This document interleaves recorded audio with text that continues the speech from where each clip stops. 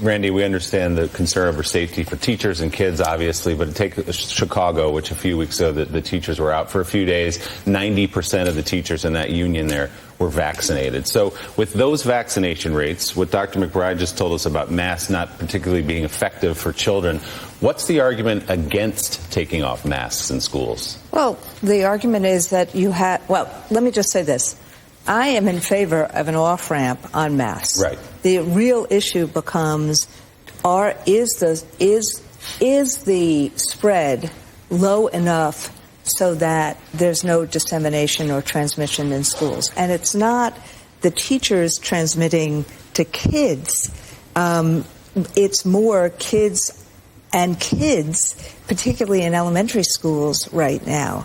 And so the question really becomes, that's why I like what Massachusetts has done, because what they've said is that on a school-by-school basis, they said if there's 80% vaccination rates, then those schools can lift the mandates.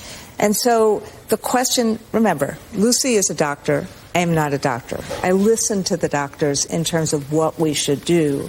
But the bottom line is, at the same exact time as this is going on, you got lots of parents who are still afraid.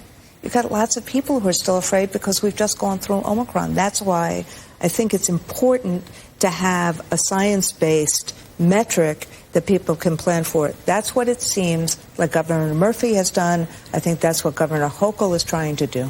How do you weigh these decisions, Randy, with the concerns about children that Dr. McBride just presented, that it's not good for socialization, it's not good for learning to have these obstructions, to have these masks? We know about the mental health crisis that's already here for our young children. It's going to take a generation to unwind, perhaps. How do you weigh the safety, the physical safety of teachers who have had every opportunity to be vaccinated, and most of them have, thank goodness, with the well-being of kids? Well, I think that the issue is not... So let me just be clear.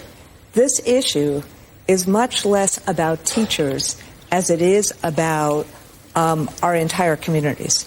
There's a whole bunch of people who are still concerned that Omicron or the virus is spreading, and that these masks, I have a KN94, that these masks have helped to stop transmission.